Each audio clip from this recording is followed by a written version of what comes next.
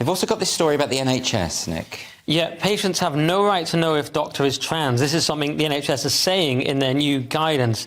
So this is highly questionable. So you hear that and you go, well, OK, maybe. But then you look into it a bit more and you find that there's a number of other things in this guide that are highly ideological. So they say, for example, that pride flags should be raised up in offices, that rainbow badges should be worn by staff, and they should celebrate diversity dates in the calendar, whatever that means.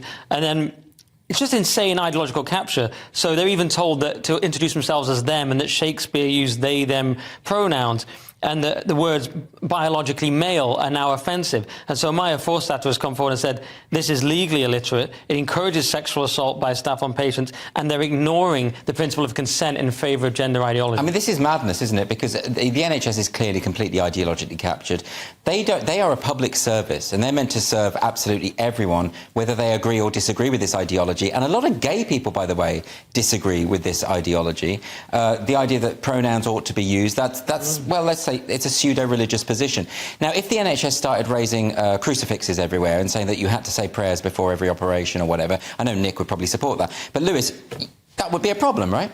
I think it would be a problem. And I think there are so many questions we need to ask from our doctors, not just, are you trans?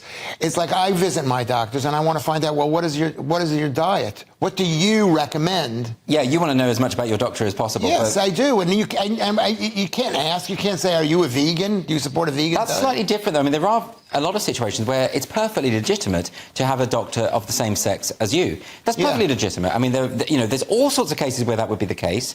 And they're saying that this is a form of discrimination. No, it isn't. They do say that in limited circumstances, such as an intimate examination or if you've been the victim of sexual assault, there might be an exception. But you know how these things go. You just feel like that won't happen or it may not happen. I'm very suspicious whether it will happen. And they talk about the comfort of staff, saying the comfort of staff should be prioritised. But it begs the obvious question, what about the comfort of patients, particularly women who feel vulnerable? Surely the comfort of patients has to take priority. NHS seems totally lost. It's unbelievable.